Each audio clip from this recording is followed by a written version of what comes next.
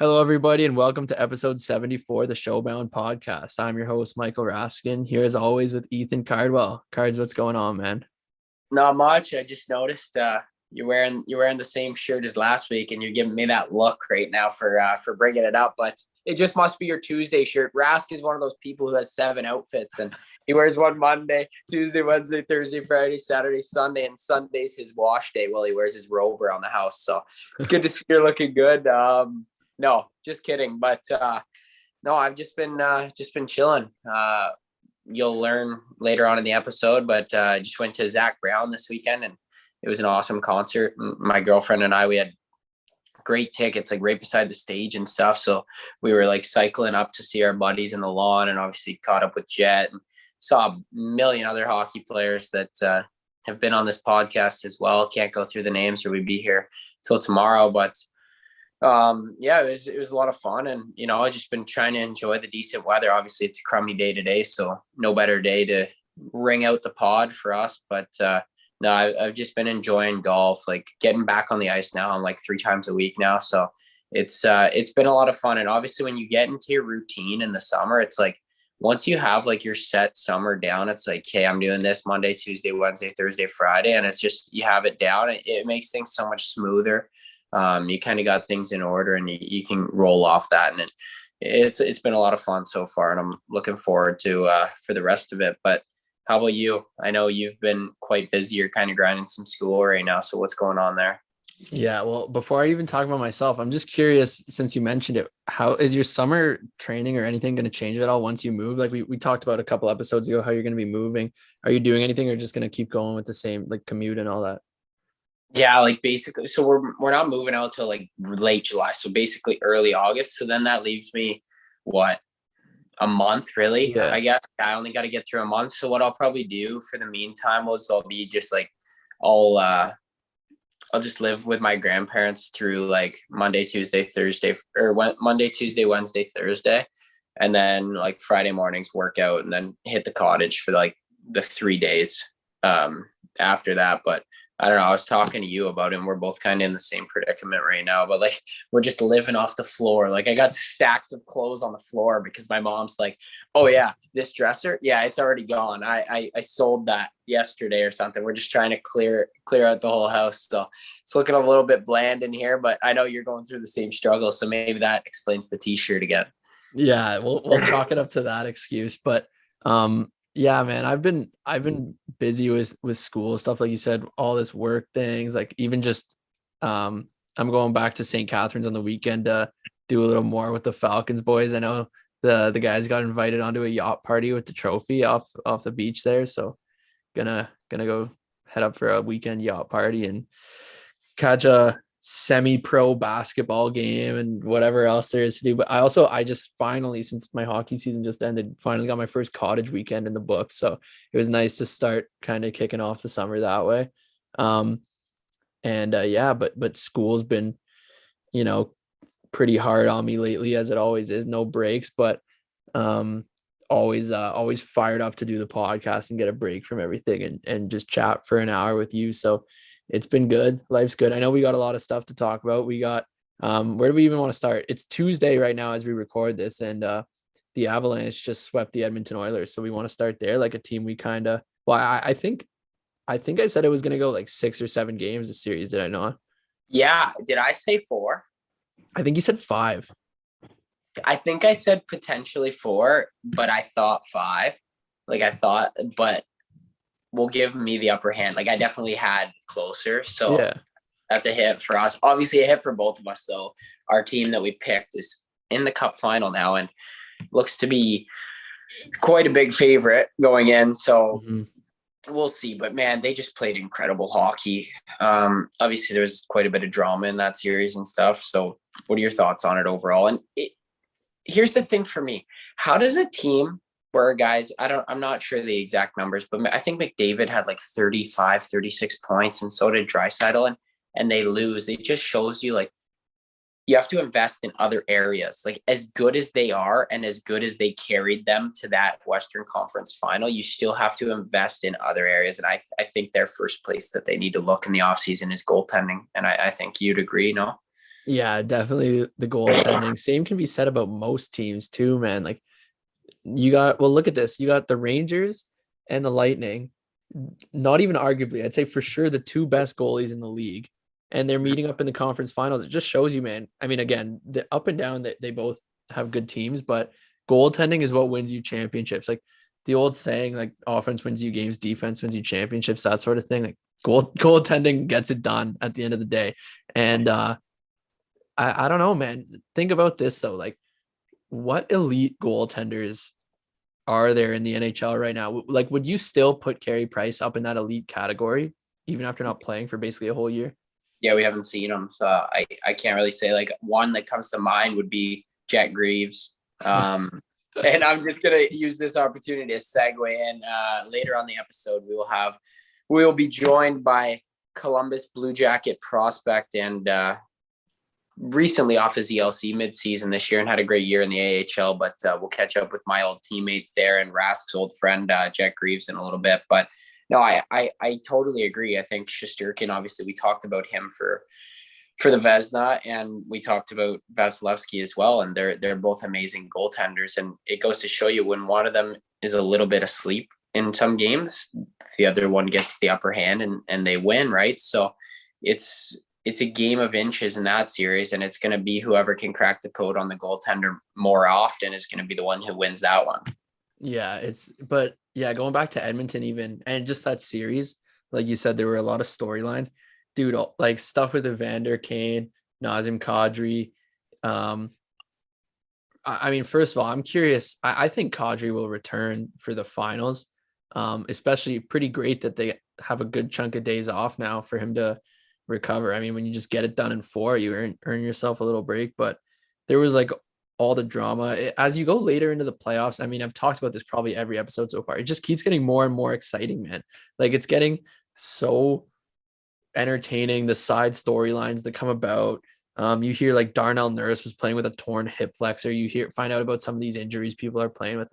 Like it's NHL playoffs are like nothing else, man. Like no other sport compares to it, in my opinion. And in what sport do you see guys playing through the injuries they're doing? Like you don't see that in basketball, even in football. I don't think you see that. Like it's crazy. Yeah, guys are warriors. They like, you look at it too, like guys do not get that many shots at a cup. And you look at this Colorado team, they've been really good for a really long time, and this is their first time out of the second round. I'm pretty sure since that core group kind of got together, and it goes to show you how hard it is to win a cup. But if you ask the Tampa Bay Lightning, they're making it look like a joke right now.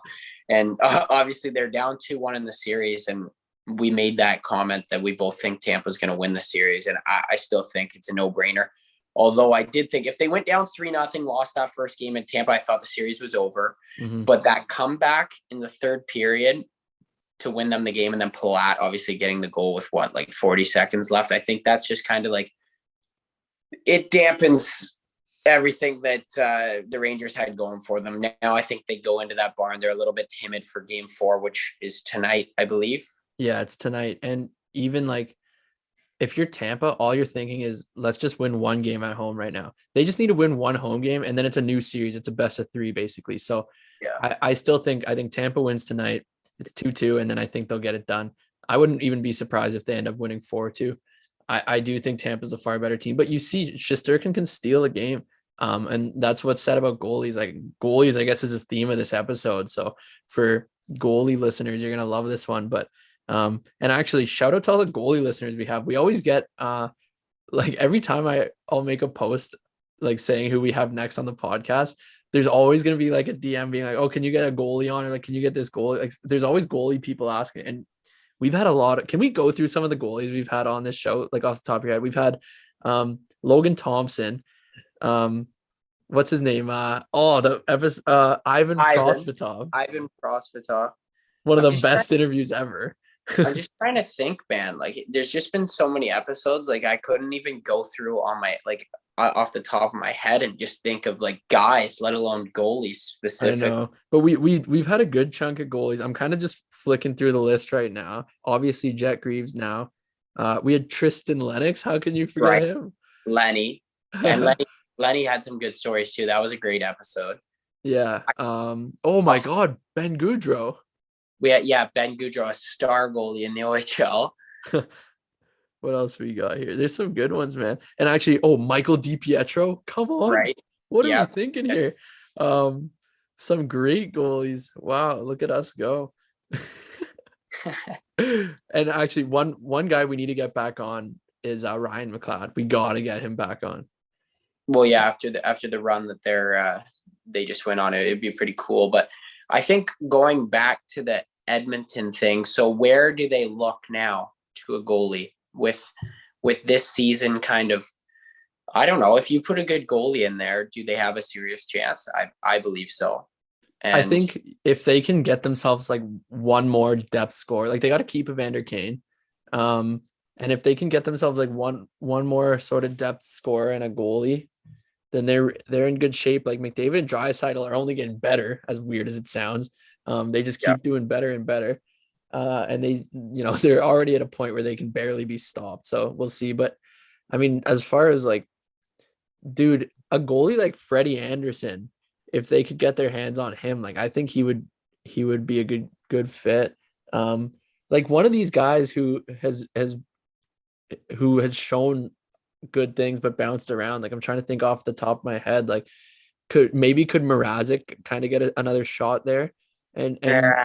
I think he's been off the map for too long. But what about a guy like a Flurry? Like, is a Flurry still in his good enough years to win a cup for them? Like, obviously Mike Spitz was really hot and cold this year, but he's older, so everybody just goes to that. Like, yeah, he's old, but like he still got the job done at some points. You just need that guy who has the consistency. I think if you put Shesterkin in Edmonton's net, they win the cup this year. oh, I agree with that one for sure. He's a superstar. I like the Flurry pick. It's a really good idea. And Um, mind you, we also don't know who's UFAs. We don't know any of that. We haven't even thought about any of yeah, that. yeah, We're spitballing, so people don't call us out when they're like, "Yeah, Freddie's on like a 4-year deal or something yeah, like yeah. that." We're just throwing And it's just names like, out. yeah, But but I think Fleury's a step up from what they have.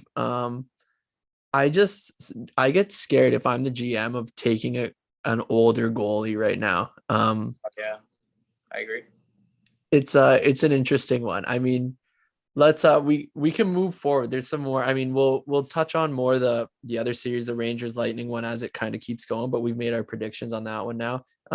What about the OHL playoffs, man? We talked about last week how we think Hamilton Bulldogs have a chance to go undefeated all playoffs, and now they're down 2-1 to Windsor in the series. So any thoughts on that?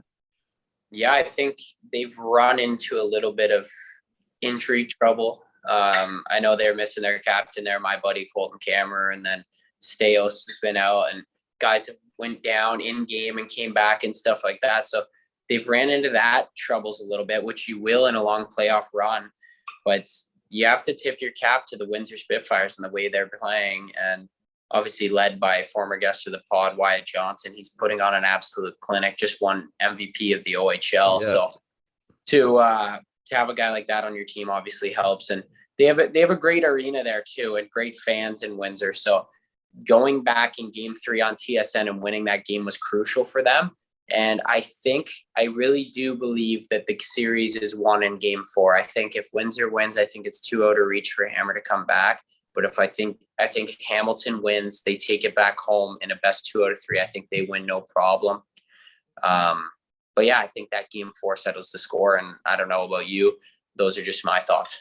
I think you see it every year. Every team at some point in a season, every team goes through adversity. Would you agree with that? Yeah. Hamilton, Has as far as I know, they haven't really been through anything yet all year. It was just winning and winning and winning, right? Yeah, and I think this is it. And that's why I think Game 4 is so big. We see how they respond, right? Yeah. So like they're going through their adversity now.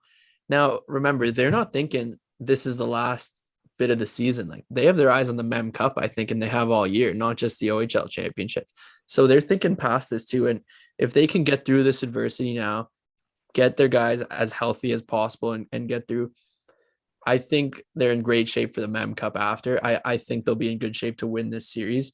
But even like great teams great teams go through adversity every year. So it's just it's late. You like to get it out of the way early. You don't really want to see stuff happen in the finals, but that's why it's so hard to win a championship at any level, because it's not always necessarily the best team. You got to be one of the best teams, but injuries happen in every playoff run. You can't avoid it. It's so long. There's games every other night.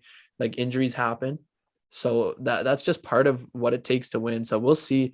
It's pretty exciting. I'm gonna go to Hamilton on Sunday, which I don't know. I think it's game 5, maybe. I don't even know Yeah. where yeah. I'm gonna go check that one out. Um, and it should be interesting, man. But that's kind of my thoughts on it. And another huge storyline that kind of came to mind that I really wanted to discuss this week was the PGA Tour and what's going on there with the Live or LIV Tour, whatever you want to call it over there, the Saudi League, whatever they're going by. But you see Dustin Johnson, one of the most prominent figures in the sport of golf right now, decides he's going to resign from the PGA Tour and take his talents over to that tour. So along with names like we see Phil Mickelson speak for the first time in God knows how long, and other guys kind of hop on that bandwagon too, Taylor Gooch and a bunch of older guys toward the end of the career. But you see these young guys and you kind of wonder, is this the start of something? Do they need other guys to pave the way like Dustin has? Are more guys going to follow once they start seeing these purses? And I think it's crazy. What are your thoughts?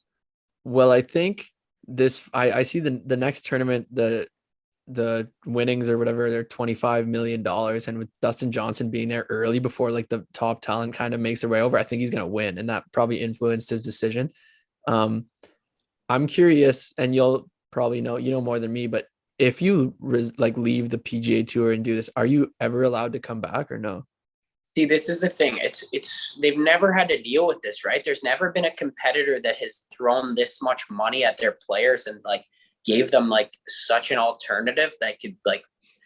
And here's okay. Before I get into that point, here's my thing. So you're Rask, you're the 97th ranked player in the world. You're not exempt into the majors. You don't have all this. You're not making millions and millions of dollars to set yourself up for life. You're just kind of you're doing really well for yourself, obviously. But at the same time, you see that and you're like, damn, like I could go over there, get a top 10, and I'm making millions each week.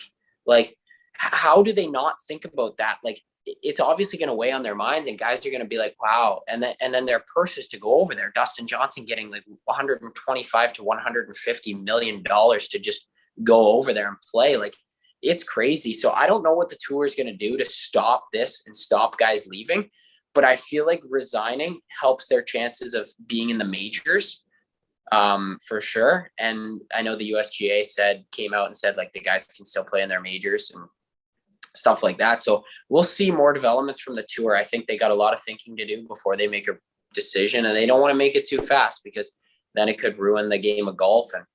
But boy, oh boy, like Tiger was offered just under $1 billion. I've heard. Like that's crazy. Crazy, man. Money talks too. So we'll see how many people are money hungry and make this jump over the next few weeks here. Yeah, I mean, if enough of them go, I think I have a pretty good chance of making the PGA Tour, man. Oh, exactly. It clears the way. And this is another thing. Like you see, like now you have the PGA Tour, you have the European Tour, and you have this tour, all like really good tours. Guys make livings on those, and the Corn Ferry Tour. Like I feel like this will open up spots for young golfers. Like there's a guy at college who may not make the PGA Tour one day, but he goes to that tour and he starts making a name for himself there, sets himself up for life. So I feel like a lot of guys are going to just do that just to say like, hey, I don't really care about the traditions of golf. I care about the money. So we'll see. Yeah, I think that was well said. And we are going to get to some more golf talk after the interview, but we've kept you waiting long enough. And this is a great interview, by the way, that we're dying to get out. So we'll send it over to Jet Greaves now. And yeah, here it is. We interrupt the show to bring you a message from Ace on 19.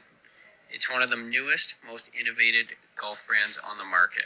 If you want to look good and play good out there, I suggest you go find yourself some Ace on 19 gear. And we now have a promo code that is Showbound. That is Showbound for 20% off at checkout for online purchases of ASON 19. So go check them out right now and get your first bit of clothing that you can from them while it's hot, because it's going to be gone soon. And trust me, I've been wearing it for a while now and I absolutely love it. So that's Showbound for 20% off at checkout. And now we are pleased to be joined by Jet Greaves, a goalie pod. Jetter, what's going on? Too much. Thanks for having me. Yeah, been a while since I've seen your face. Actually, I guess for those who don't know, our times in Barrie coincided a bit. So had about a season with Jet, and now you're coming off signing an NHL contract. Spent some time in the show this year. So we'll get to all that stuff later. But like, how's your off season going so far? It's been good. Yeah, it's been nice. I've been home for I think about a month now, so it's been nice just to kind of relax and unwind from the season and just kind of see everyone around here again after being away for so long. So I've been enjoying it. And now we're kind of getting back into the swing of things, training and getting ready for next year. Yeah, you got the all white room too, eh? You're not much of a decorator. I've been moving some stuff around in here. Actually, I took some old pictures and stuff down. I got to put some new stuff up, so I'm kind of in the middle of it right now. Yeah, maybe get a show pic of you in net for Columbus there. But um yeah, so like what's summer like the last month before you get into the swing of training? Like, are you just kind of relaxing off the season, or did you like get right into it? Yeah, I took about 3 weeks off there, just kind of hang out, do some other stuff. A lot of golf. Been working on the game, trying to dial that in, trying to get up to Karji's level there. But otherwise, just kind of been hanging out with my buddies, just kind of relaxing after the year. Hitting up some concerts actually. So I saw Jetter the other day. I was lucky enough. I was just about to tell Rask, but yeah, we spent the other day at the Zach Brown band concert together, which is always a treat to see Jets. Everyone was there too, eh? Like everyone I know was there. Yeah, it was packed actually. Jet, tell them like what happened with you, because like I had my tickets like a few weeks out. I had a connection, like got them early and stuff. So I was set on going, but like Jetter was like a last minute decision. Yeah, we were at my buddy's house. We had golf that day, and we were sitting there. His house is a little bit past Cambridge, so about hour 40 from Budweiser stage, and it was like 6:20, 6:30, and we were just kind of thinking, trying to figure out what we were going to do tonight. And we said, let's just go to Zach Brown band. So literally right then we just got up, got dressed, drove down, had no tickets or anything, scrambled to find parking, and then ended up walking right up to the box office and just bought the tickets right there. And then we ended up seeing Justin Murray, who Cards and I both played with. He was with a few of the other guys from Barrie that we had played with, and they ended up doing the same kind of thing, just getting tickets last minute. So it ended up being a pretty fun night, but it was kind of a impromptu event for us. Yeah, just rolling with the punches. That's no, but it was a pleasure to see Jet as always. Always brings a good smile to my face. But so we'll send it back to the start of your hockey career and kind of move our way up from there. But what made you want to be a goalie, and how old were you when you started playing in the net? I think I always look back to one memory. My brother and I would always we played mini sticks while we were watching the World Juniors every year. And I think in 2007, when they had that shootout Canada against US, Carey Price was the goalie for Canada there. And I remember watching him make some huge saves and helping them win that game. And after that, I was kind of always wanting to play goalie when we were playing mini sticks. And then I was just begging my parents, begging them all the time to let me play goalie. And finally they gave in. I think I was probably 7, maybe 8 when I started playing real hockey in that. And then at what age, like, did you play AAA all the way up, or like what age did you realize like, hey, maybe I could make a career and be like a legit player in this position? So I basically started playing goalie about 3 weeks before tryouts, the first year of novice rep, whatever that was. And I wasn't too good, I don't think, but I was the only goalie that was at the tryouts. So I kind of got on the team by default that way. And then just as I started playing more, I started to get better and just more comfortable. I don't know that there was any specific point where I really thought I could make a career out of it. I think that was just like anyone growing up, you want to become an NHL player, you want to play pro hockey, and that was kind of always on my mind. And fortunately, it's kind of worked out that path is a possibility. I'm kind of curious, what age do you start getting goalie training? Like, when does that start coming in? For me, it was just my dad was kind of teaching me how to play when I was younger, and then I started working with my goalie coach that I have now when I was about 12 years old, Matt Smith, and I've worked with him now for the last 9 years, I guess. And he's kind of helped develop me into a real goalie. So for me, it was when I was 12, but I think now a lot of kids are starting to do it a lot younger. You'll see kids in there 6, 7 that are really learning the details of the game. So it's just crazy to see how things changed. Yeah, that's wild. Like that's a lot of money to spend if you're a parent and your kid doesn't make it. Like, I don't know. But so I mean, kicking it into junior, like let's talk about that. So you spent your first junior year with the Guelph Hurricanes in the GOJHL, which is a sick league, by the way. I'm a Sutherland Cup champion for those who forgot from last episode. But um you get to be a starting goalie as a rookie and junior, which isn't that easy to do. So can you talk about that year and how it was for your development and that opportunity? Yeah, no, it was awesome. So I was actually going into the year, I was planning on playing junior B in Cambridge. We always had a junior B team here, and when I was in minor midget, I'd played a little bit with them as well. So that was kind of the plan. But then their team, the Cambridge team, folded. Actually, there were some issues with ownership right before the year, and then their assistant coach became the head coach in Guelph, and he kind of reached out and said, "Hey, would you want to come over here and play with us?" And I kind of jumped at the opportunity, and I felt like we had a good relationship there, and there would be an opportunity for me to play a lot. And fortunately, it worked out that way, and I got to just kind of get my feet wet and get comfortable in junior hockey and start to make that transition. Yeah, and then after that, you're obviously ready to go for the OHL, and you step into the Barrie Colts, obviously. And how about that adjustment? Like, was there a huge hop from the junior B level to the OHL, or how did that play out for you?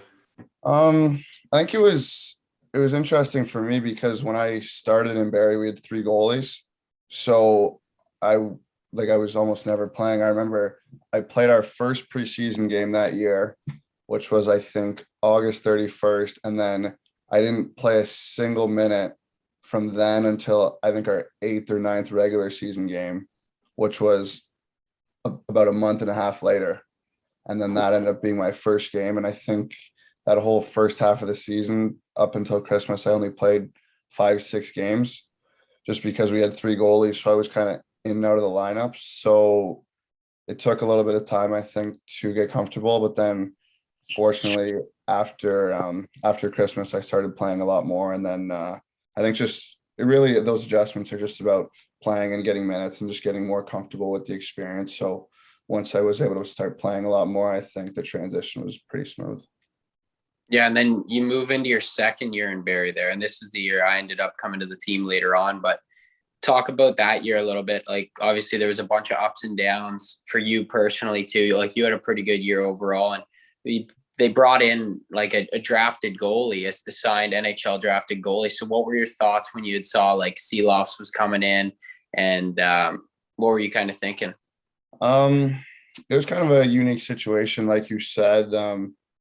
Both Artie and I both, we wanted to play every game. We both felt like we were confident in ourselves, and every goalie wants to play, and I think it was the same for us. So it was an interesting experience having us kind of competing for that net every night. But I think it was, for me, looking back on it now, I'm kind of grateful that I was able to go through that when I was 17, 18, because I think once you get to pro hockey, every goalie you play with is a good goalie, and you always kind of have to compete for your minutes. So for me to be able to draw on that experience now is something I'm really glad that I can do looking back.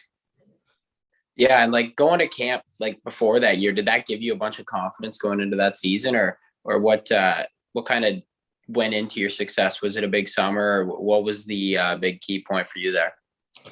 Yeah, I think it was nice to be able to be in Columbus for development camp that going into that season. And I felt like I had a good camp there and started to build a good relationship. And then I think it was just really about getting more comfortable with the league and just keep getting more games under my belt. And then as you kind of go through that, you feel like your game starts to take a nice jump.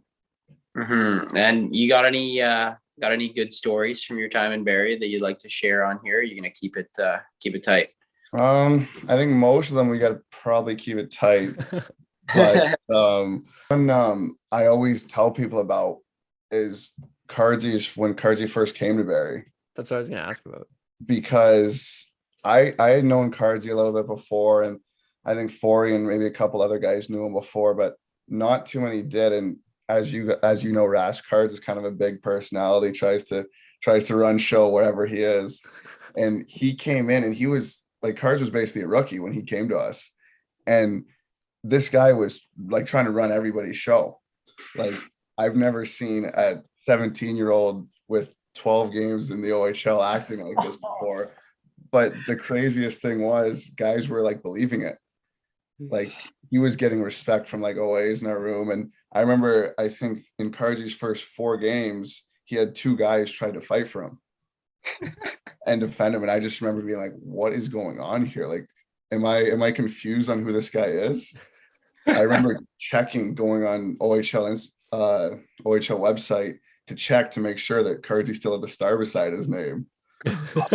Oh Yeah, I had an asterisk, but I also had the most playoff experience on that team. I was going bunk on you every day in practice, and I was just setting the tone, bud. So like, when you're doing that, you're allowed to do what you want, right? It's crazy what comes out of this guy's mouth sometimes. I remember the stories that he would tell about being in SAG. He claims to have scored the biggest goal in Saginaw Spirit history. Our listeners know all about that one. I think he scored a goal that was to make a game 3-1 in like game 2 of round 1. No, actually, correction. I think it was to make it 2-2 in round 1 of the first game, complete momentum shift. And we had it confirmed by Chris Lazary and Dave Drinkle on the pod one time that was a huge goal. I don't know if they said it was the biggest in the history, but they said it was a huge goal. But I think they said that the one, who was it? Oh, this is going to kill me. We had him on the podcast too. His name's just, I'm forgetting it. Overtime winner. I think it was in the 3rd round, defenseman. Who was that?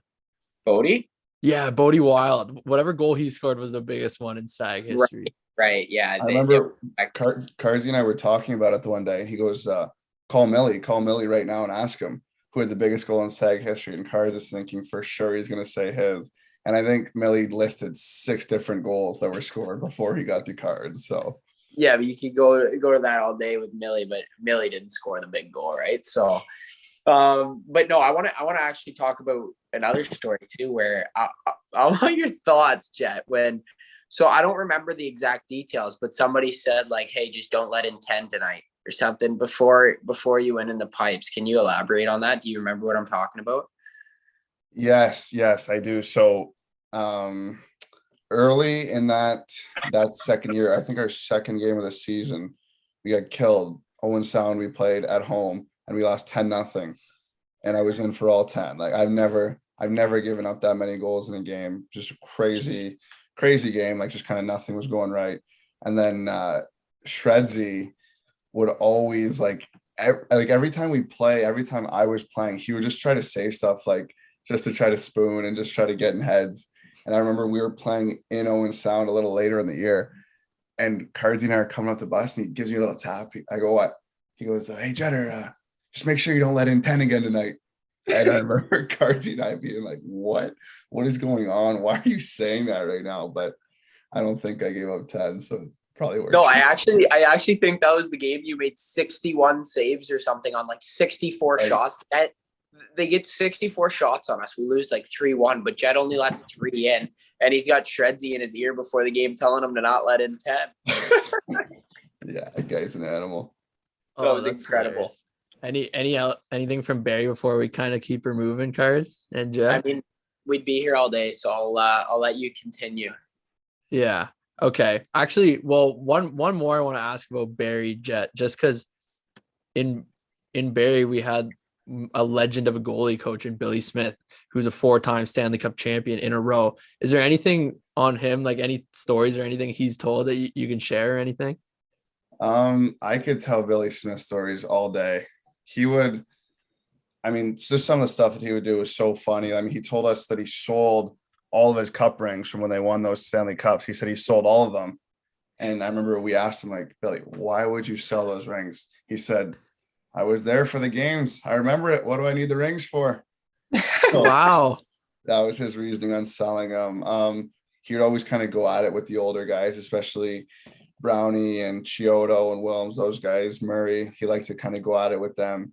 And he would always tell them that he could take just gloves and stick, and they couldn't score on him. So every once in a while, he would go out, he'd take my gloves and my stick and his tracksuit, however old he was, and he'd stand there in the middle of the net, and they'd be at like the top of the circle, ripping slap shots at him, trying to score, and he'd try to save everyone. And usually he would, they kind of they'd shoot high, so he had a chance to catch it. But I remember one day Brownie had enough of Billy chirping him, so Brownie ripped every slap shot right at his ankles, I think. Oh, So I think that was the day that he snuck a few in, because Billy couldn't get the glove down to the ankles. That's a tough save. So no, he was a really funny coach to have. I learned a lot from him, but he was always a lot of fun to have around as well. yeah, he's a legend. I actually asked him to come on the podcast, but he said his stories are gonna die with him. That's what he said, Cards. So he's just a legend, man. Like old school guy. He's probably got so many crazy stories. But And anyway, I have his age here. I just pulled it up just so the listeners like understand. He's 71 years old now. So like back when this was happening, the guy's 69 years old, standing in there with no cup on, nothing on, just a tracksuit, and letting the boys laser slap shots at him from the top of the circles. Like a sicko for sure, but a guy who's seen a lot in his day for sure. he's nuts. But anyway, moving forward. So the following year was the COVID year where there was no NHL season. And as a goalie, and that was a huge kind of age for you, like huge time in your career to advance, you get screwed basically, and you can't play a game. Like there's no way, how are you gonna get drafted when you can't play a game all season as a goalie? So um it's kind of like the worst case scenario for you. So what's going through your head that year? What did you do? And did you consider going overseas at all? Yeah, we looked into it actually. We looked into some different leagues in Europe, Slovakia. We looked at Sweden. We looked at, and we did consider that. I think we also considered going to the USHL maybe and seeing how that could work with my OHL contract, just to be able to play games. But obviously, nothing really came of any of those. So I just ended up staying home. Fortunately, we have a lot of guys around here, a lot of OHL players that were kind of in the same boat. So we basically just had a 15 to 16 month off season or whatever it was, and just trained that whole time, which was definitely an interesting experience. But now looking back, seems to have worked out okay. So maybe it was a good thing that's how it happened. Moving on after that year, you get through those 15, 16 months of training and all that. We finally get some word that we're going to be playing hockey, and it would have been 2021 in August or September, what league you were in. But we got word that you were going to sign an AHL deal. So you could have returned as an overager, but you went with the AHL contract with the Cleveland Monsters. And how did that exactly come about? I know we talked earlier, and Cleveland's the affiliate of Columbus, but you had a good relationship with them. But how did the actual contract talk come up, and then your decision to skip the overage year? We had kind of stayed in touch with Columbus and their goalie staff and just their management brass. And then coming into last year, we'd kind of spoken throughout the summer, and then I was planning on coming back to Barrie. We looked like we had a really good team there, and I was excited about competing with the guys there. But they kind of reached out and they said, "How would you feel about turning pro this year?" And we kind of talked about it with people in my circle, and we felt like it was a really good opportunity to be able to turn pro at 20 years old and start to get that experience. And also we felt like having success at the pro level would be probably the best way for me to get an NHL contract, which was, that was kind of the focus this season. So just when that opportunity presented itself, we felt like it was just too good of a chance to turn down. So we kind of went with it. Yeah, and how'd you find your time there in Cleveland this year? I know at the start you were down in the coast a little bit and stuff, and then you kind of cemented your role after your show deal, which we'll talk about next. But your time in Cleveland overall? It was good. It was really good. I liked it a lot. Cleveland's such a fun city to play in. There's so much to do there. We play in the Cavs arena, so we've got great facilities there. We can kind of go to Cavs games whenever we want. So it's some nice perks there. And then we had a really good group of guys in Cleveland there. A lot of younger pros and guys kind of figuring it out together as we went. So it was nice to be able to go through that with the guys and really just get a taste my first year pro. Yeah, and we always ask the guys who touch the coast or play in the coast for a little bit or are in the coast if they have any ridiculous stories. And you spent some time this year in Kalamazoo, so anything notable from the coast or anything like you were like, wow, this is what the boys are talking about when you were there? So my first so after we finished camp in Columbus, I went to Cleveland for I think a week, 2 weeks, and we were in camp there. And then they told me you're going to go to Kalamazoo and just play some games there. So before I went, my goalie coach in Cleveland said he mentioned something about playing on colored ice. And I had I just kind of brushed it off. I thought I just kind of misheard it. So I went to Kalamazoo. We played my first weekend. We played a Friday, Saturday. So we play Friday. I think we lost 2-1 or something. And then I come in after the game. Coach says, "You feel good to play tomorrow?" I said, "Yep." I said, "Yep, of course." So I come in Saturday morning for morning skate, and I look at the ice, and the ice was all orange, like just fully orange ice. It was Halloween the next day. So I was like going in the room, and I was like panic mode. I was like, "What's happened to the ice? Like, what's going on here?" And I was asking the guys, and they're like, "What do you mean? Like, this is the ice we're playing on tonight." And I couldn't believe it. I was like, how am I going to stop pucks? How am I going to play on orange ice here? But I mean, I think we ended up winning 3-2, 4-3, something like that night. And it's not as much of an issue as you might think once you kind of get into the game. But that was my first taste of the coast, was playing on colored ice my first weekend there. That's awesome. That's ridiculous. I love that. Yeah, that's a classic one. And don't they make the ice pink for Mother's Day too? I wasn't there for all of them, but I think this year they did orange ice, purple ice, green ice, pink ice, and then rainbow ice as well in Pride Month. So they touched the whole rainbow this year.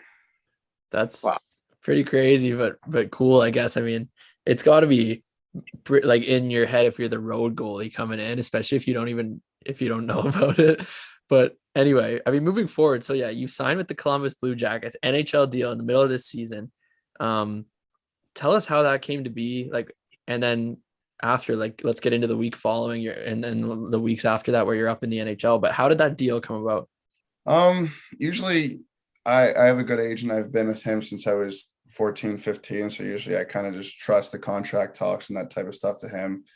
And during the year, I'm just kind of focused on playing. But I guess they had been speaking about it for a little bit. And then I think Alvis had gotten hurt. So they were going to bring somebody up. So I think they just felt like that was a good time to get a deal done and kind of I could come up right away and start to get some NHL experience under my belt. So I think it was just the timing kind of worked out to get it done at that point. And I was obviously excited to be able to sign a contract. Yeah. So then what about the call up, like getting to be on the bench, in the room, like on the road, all that stuff with the team? Tell us about that experience. Yeah, it was really cool. It was a quick turnaround. I think we were in Charlotte and I was supposed to start that night on a Saturday. And then they called me about 3-4 that day and said, "You're not going to start. You're going to come up tomorrow." So I backed up in Charlotte. And then the next morning I flew to Columbus and I was backing up that night. I think we were playing Buffalo.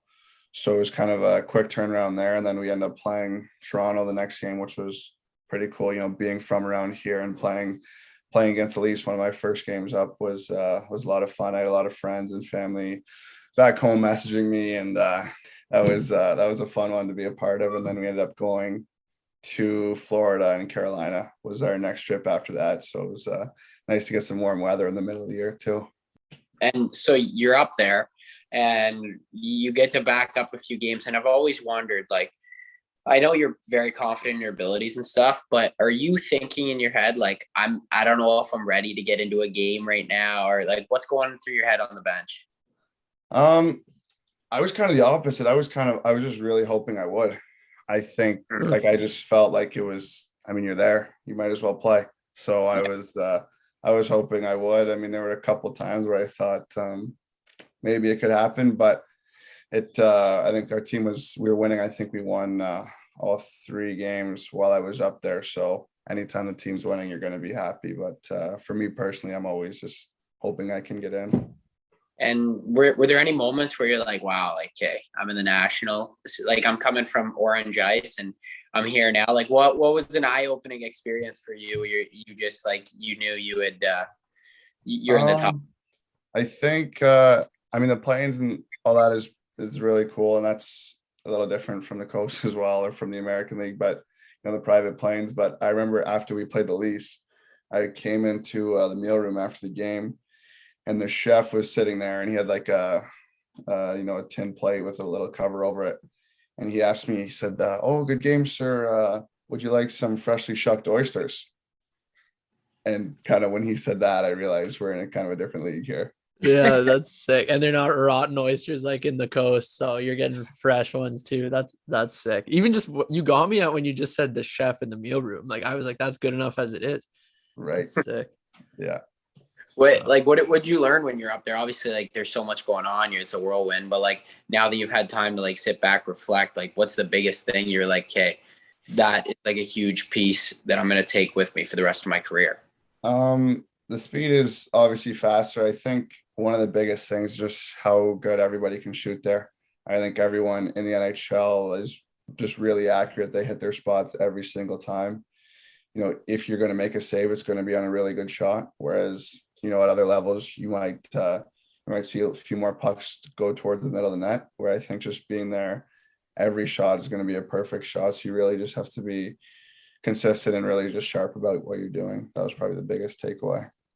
So going back to your contract, I'm just curious, have you made any big purchases yet, especially since you got some show money up for a bit too? Like, have you rewarded yourself yet or what? No, I think I've been pretty sensible. I mean, couple small things, pairs of shoes, things like that, but nothing too crazy, nothing noteworthy. I know these guys, partners of us at the show here, the Gavin Hockeywell specialists. I know you just went through your first financial review and stuff. Like, how did that go? And also, why did you feel it was important to partner with a financial advisor at such a young age still? I think it was just something my agent and I had talked about. He said, when it's time, these are good people. It's a good group there at Gavin. They've a great track record with hockey players. So he kind of set me up with them, and we spoke, and they kind of gave me a breakdown of what they do. And we felt like it was just smart to be ahead of things like that, and just really making sure you're keeping good people around you in every aspect of life, I think is huge. So it was kind of an easy decision once we started talking to them. Yeah, they're the Gavin guys, like we said, partners of us and partners of Jet Greaves. So for the listeners who want to check them out too, go to gavingroup.ca. And to keep it rolling off that, obviously we talked about it a little bit at the start of the interview, but it's the off season now. So I don't know, we'll go over quickly what a day in the life of Jet Greaves would look like in the summer, and not the Saturday and Sundays, because we know what's going on there, but the hard working days. For me, usually we're in the gym 8-9 a.m. I've been at depth training in Waterloo for the last 3-4 years. They've got a good group of trainers there, and a lot of pro and junior guys. They've got a good track record there. So we're kind of in there in the morning, and then I'll skate either with the guys from depth, our kind of workout group. We'll skate together. Just the pro guys in this area will skate, or else I'll skate with my goalie coach Matt Smith there, and then depending on the day, it might be done there. Some days I'll have to head to see my vision trainer. I've got a vision trainer in Guelph here, so I'll see them, and they kind of work on some different stuff, some vision and some eye tracking and just brain processing as well, just making sure everything's sharp from that perspective. And then maybe there's a physio session, something like that, and then otherwise it's just pretty relaxed, kind of low key golfing or just hanging out, playing tennis, whatever it is. Well, I'm glad you're addressing your hand-eye coordination, because I know that glove can get a little bit slow at times when I'm pumping them off the bar and in, but that's good. I'm glad. I think it's been a little too long since we skated together here. Your memory is starting to slip. Oh, that's funny. But We'll go forward with, we got some personality questions now. Couple interesting ones here. I brought back from some old episodes too. So we'll start with if you were stranded on an island for a month with 3 other members of the Columbus Blue Jackets, who would you want them to be? I think you have to say Voracek. I mean, it's just so much experience and everything, and he's just a great guy to be around. He's always really funny in the room. I think who else would be a good one?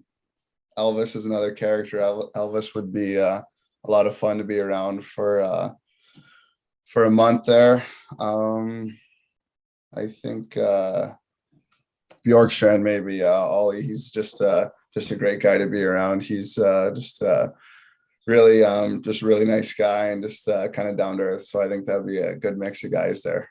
Yeah, he's pretty nasty too, actually. I don't think he gets like a lot of recognition, but I've watched a couple Columbus games this year and he's gross, and he's consistently gross. Like every year he's doing well. So yeah, he's a stud. Yeah, someone to look out for. If you couldn't play hockey, what would you do? I mean, is it a cop out to say I'd like to be a golfer? I had a feeling you were gonna say that. I remember. Do you remember the time? It's almost embarrassing for me to bring it up, but when we all went golfing that one time At Friday Harbor. yeah, in Barrie there, and you were not. People were telling me you were nasty, and you actually were, and I couldn't even hit the ball. Yeah, I do remember that. And I remember Matej Picard was there and he showed up to the course in jeans and an American Eagle hoodie. We're playing at the Nest at Friday Harbor, brand new. I think that was the first year the course was open, super private. They let us on to a little promotion thing. And this course is just unbelievable condition, kind of hidden spot, beautiful clubhouse. And Matej shows up in jeans and an orange American Eagle hoodie. Yeah, dude, I was riding. He was my partner. I was riding, and he actually went home halfway through because he was getting upset. Yeah, But he's yeah, a funny guy. that was a good time. And then keeping her rolling here. How would your teammates describe you? I mean, you got my teammate right here. Why don't we ask him? Yeah, Cards. No, Describe yeah. Jet. No, Jet's an ultimate team guy. Like he's not like your typical goalie where he's just like focused and he doesn't like give the players like any time. Like he's joking around a little bit, like keeping her loose, but like obviously dialed. Like he's a guy that you trust to have in the pipes, obviously every night too, which is obviously a good thing to have. And he's one of the best goalies I've played with in the sense that like during practice, like if I score on him, I'll send him a chirp and he'll chirp me right back the next time he makes a save. Like it's all fun and games. So he keeps it light, great team guy overall, just a certified nice guy. So we'll go with that. Yeah, there you go. What an answer that is. Nice, Okay. nice cards. I'll Yeah, start that after. We got one more on these questions. This one's a tough one. We haven't asked it in a while, so I'm wondering what your answer is going to be. But what is the meaning of true love? Jeez. I'm thinking of a couple of guys I played with that I'd love to hear their answers on this one. A couple names that come to mind that I won't say, but the meaning of true love. I guess I'm still looking for it. Okay. Okay, I like that. I don't mind that answer. Yeah.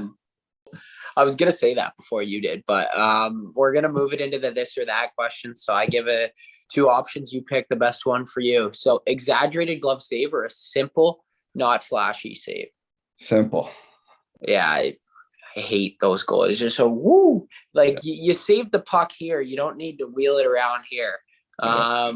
White or black tape? White. Chocolate or candy? Chocolate auto. Arrow or Kit Kat? Kit Kat. Okay, but what if it's the Kit Kat mint? Does that change your mind at all? Do you like that? That doesn't change my mind, but if it's the Arrow mint, then we're switching Arrow. Well, that's what I meant. You said Kit Kat mint. When you said Kit Kat mint. Okay, yeah. I meant Arrow mint. Sorry. What about Arrow orange or Arrow mint? Arrow mint, not even close. Okay. Yeah, I'm with you there. Okay, ice cream or milkshake? Can I go both? I guess. If you had to choose, though. If I had to pick, probably ice cream. Okay, hot coffee or cold coffee? Cold. And I'm not really a coffee drinker though, so that's kind of an uneducated comment. Okay. yeah, and this question is brought to you by the Bob Bod. Cardio or weights? Clearly cardio. That's how you bod. So me and Jenner would always joke, like, he'd always chirp me. He's like, man, like, you don't need to be doing all these weights. I'm like, dude, like, just get in the gym a little bit or something. He's like, man, like, it's fine. I'm a goalie. I got the Bobrovsky body. So we called it the Bob Bod forever, and it was awesome. So anytime I see Jenner's bod, I'm like, oh, there's the Bob Bod. That's the secret. Oh, it's the secret to all success. So any goalies listening to this, just do your cardio, have a bod like Bobrovsky, and you'll be signing a ticket in no time. Mini bands and cardio is all you need. Yep. We'll move into a couple fan questions here and then we'll wrap it up. But this one I thought was funny when I saw it show up. Why can't you save the first shot of the game? That had to be Zooks. Yeah, it was. That had to be Zooks. For those who don't know, Ryan Suzuki is Zooks who asked that one. But yeah, what's your answer? You know what? Zooks, so Zooks and I played together. We played against each other growing up. And then my first couple of years in Barrie, we played together. And especially my first year, for whatever reason, the first shot of the game, like, just seemed to go in a lot. And then it would be kind of smooth sailing after that. But he would always be on me about it. And then this year we played him in Chicago. And the first time we played them, Zooks was hurt. And then the second time we played them, Zooks was in the lineup. And I'm just thinking before, like, we just got to dial in the first shot. And what do you know? They come in off the rush, drop it to the point, slap shot, seeing eye through traffic, goes in. And their captain, I guess who's Zooks' buddy, their captain comes up to me like on a regroup, like a controlled breakout after like kind of the next shift. And he was the forechecker right in front of the net, and mid play, he goes to me, hey, you got to figure out how to stop the first shot here. So I knew Zooks was trying to get in some heads that night, but I don't know. I'd like to think we got it figured out now, but we'll see. We'll see about that next season. Oh, that's funny, man. That's a great story. Something to watch out for going forward, but I love that. Okay. Do you have any pregame rituals or superstitions? Not really. No, I just try to keep it pretty relaxed. I mean, there'll be some stuff that I'll try to do consistently, just, get my hands moving, get my heart rate up a little bit, stretch, but nothing too crazy. I don't think there's anything too exciting in there. Watch TikToks on the bus. Watch TikToks. Yeah, Carsey and I loved watching the TikToks when we were in junior. Oh yeah, I have this one. As a goalie, how much video work are you doing? Like, there's a big trend with players now doing a lot of individual video stuff. Do you do any of that at all? Yeah. I think video is a big part of my training, especially in the off season. Not, during the season we watch back every game, and we'll watch our goalie skates and practices. But during the season, you're so busy that usually away from the rink, it's just try to relax, do some other stuff. But during the off season, I don't want to skate too much. Try to keep the hips and knees healthy as long as I can. So there's a lot more focus on just watching video of myself and of guys in the NHL, some different guys that you can kind of watch and pick some things up from, and really just try to learn and understand the game more that way. So for me, video is a huge thing. Okay. And lastly, what's one aspect of your game that you need to work on to make it to the next level? I think the biggest thing at the NHL level is just pace. I think that's something we talk about with my goalie coaches in Cleveland and in Columbus and back home as well, is really just different adjustments we can make to my game to help me be able to move freer and quicker, and just keep pushing the pace and being able to compete and be consistent at the NHL level. That's I think pace is always going to be a big focus. All right. Well, I mean, Cards, you got anything here before you wrap up? No, I just want to say, Jetter, I know we've been trying to set this up for a little while. You didn't want to come on last week because your voice didn't sound all great, but I was sick. I was battling. I know it's great to finally have you on, and I think this episode was it's gonna be a hit for sure. A lot of great stories. So for all the fans who listen, thank you. But more thank you to Jet for taking the time to come on, and obviously, great to see you this weekend. But from me, I just want to say thanks. And Rask, what do you got? Yeah, just good seeing you again, man. Like it's been a while, obviously, good to reconnect. And I was fired up when I texted you when you signed the contract. Like I was really excited, and I'm just excited for your career moving forward. I'm gonna keep an eye, and from me and all the listeners, we appreciate you taking the time. Yeah, thank you. I appreciate it. No, thanks for having me on, guys. And Cardsy, am I going to be seeing you at the stage again Saturday? What's Lumineers? that? Oh, well, I mean, I might have to now. I didn't even know that was a thing, but you know what? Don't twist my arm, right? Or I'll be there. Rubber arm on you. Yeah, exactly. All right, and we want to thank Jet Greaves for coming on, taking the time this week, and it was obviously a great episode. And give us some comments, some feedback on that one. All the fans, I'm sure everybody's gonna like it. A few great stories and stuff, but I loved it. Had a great time doing it. You? Yeah, that was a great interview, man. Some of the stories and some of the memories that kind of kicked up from Barry too was great. Like he's a good dude, and I'm not gonna lie. I was surprised to see that he signed NHL contract this year in the middle of the year. Like I knew he's good enough to eventually make it, but he's like still an overager and a goalie where it takes longer. So I was surprised, but I was so happy for him. So it's pretty cool, kind of the quick rise he's had. Yeah, exactly. I was just about to say, like, his career's kind of escalated in like the blink of an eye, and here he is backing up in the NHL, and soon he'll get his touch in the NHL as a starter. I'd like to think and hope. But yeah, it was awesome, and I know we wanted to touch on a few more golf things before we wrap this episode up. And actually, it's funny. My parents just got home from Michigan, so I ordered clubs to our friend's house in Michigan, and they picked them up for me when they were down there. So I'm fired up. I'm about to go out and check out the new Callaway stuff set up by True as well. So shout out True. But man, I'm pumped about these new clubs. But let's go Canadian Open. Yeah, it's this week, and it's going to be a lot of fun. I know you're off busy, but I might be going. On Saturday potentially. So I'm looking forward to that. Do you have any predictions? Actually, I want to know what your thoughts are on like DJ kind of like making this decision to go to that other tour the week. Like obviously RBC is a huge sponsor for him. Wayne Gretzky is his father-in-law, like a huge presence. He's always like came to the Canadian Open. So what are your thoughts on that? I guess the timing wise, when you say it like that, it kind of makes it a lot more interesting. I think they must have put a deadline on him, I bet. And I didn't know the purse they gave him, like when you said it in the first part of the episode here, but like it's too much money to turn down. I'm not surprised. But I do think the timing is pretty crazy. And you see guys are tiptoeing around this question. Like they're like, so what was the reason that brought you to this tour?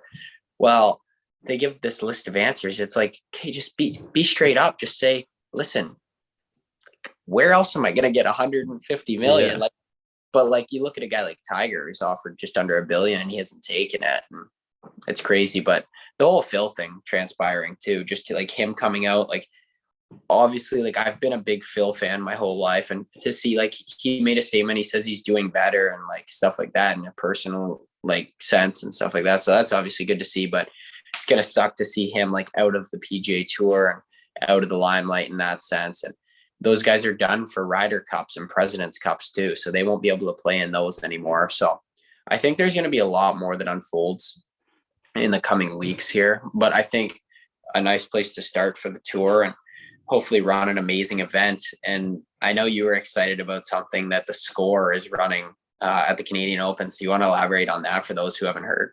Yeah, this is just wild, and we're gonna be seeing it in the news, I bet. But the Score Bet app or whatever is doing floating seats at the Canadian Open. Do they move cards? Do you know if they move from hole to hole, or is it just in one green? I'm not sure. I wouldn't like that would be crazy if they were Because it's on moving. a crane or it's on like a something's carrying and hanging. I think it could drive around maybe. That would be nuts.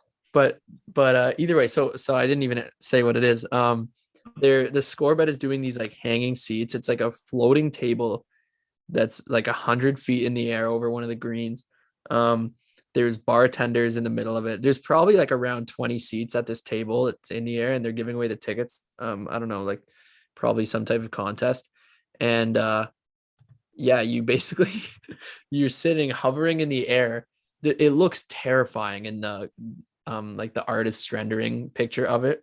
I hope there's seatbelts because it like this could go horribly wrong if there's not, but especially because all there is to do up there is drink with the bartenders in the middle. So if you're having a few too many, it's a hot summer day, and all of a sudden you're on the edge of the seat, 100 feet up in the air. Like it's pretty crazy, but it looks cool. And I think if it goes well, it will change every sport going forward. This seating, like there's no Yeah. reason why it can't adapt into every sport. I'm thinking soccer off the top of my head.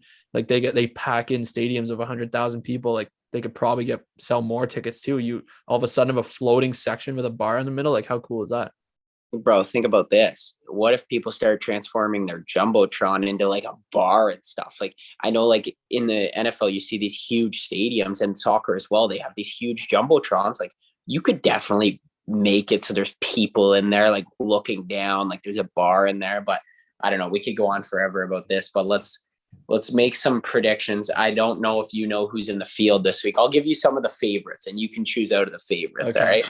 All right, I'll give you the list of Cam Smith, Sam Burns, Tony Finau, Scotty Scheffler, Justin Thomas, Rory McIlroy, Corey Connors. Those are just some guys that come to mind. So maybe make up off that. First in my head off that list that I know is going to win, Scotty Scheffler. I know he's nasty. I remember watching him in the Masters, and he caught my eye. So I'm going Scotty Scheffler. He's going to win, guarantee. Okay, I like it. I like your confidence too in him. So I'm gonna say Cam Smith. That's my prediction. But I would love to see Corey Connors, a Canadian, a guy who kind of we always root for. It would be incredible for him to win on home turf and just be able to celebrate that with his family and friends here in Canada, as I'm sure he'll have a lot of people out supporting him and the Canadian flags waving everywhere. But yeah, I hope I might be able to go. So that would be pretty cool if I do. But yeah, I think that's enough of golf for me. I don't know what else we got to talk about. I think we've kind of hit on everything we should this week, but you got anything? I'll kind of flip it to you with the outro here, but I know we said at the beginning of the episode that it's a little gloomy out, a little rainy day and stuff. I'm just looking out my window now and it's sunny. The skies are clear and it's beautiful. So I think I might get out for some tennis right after this. So that's kind of what I'm thinking now. Beautiful. Just make sure the floors or not the floors, the ground is not too wet and you're not slipping all over the place. But yeah, you go enjoy that. And the rest of you, it's just because they know the weatherman's about to come on and talk. That's why the weather's turning here for us. But no, just get outside, enjoy the sunshine, do some activities. If you're a hockey player, play a different sport a little bit, unwind, relax, enjoy your summer, and we'll see you next episode.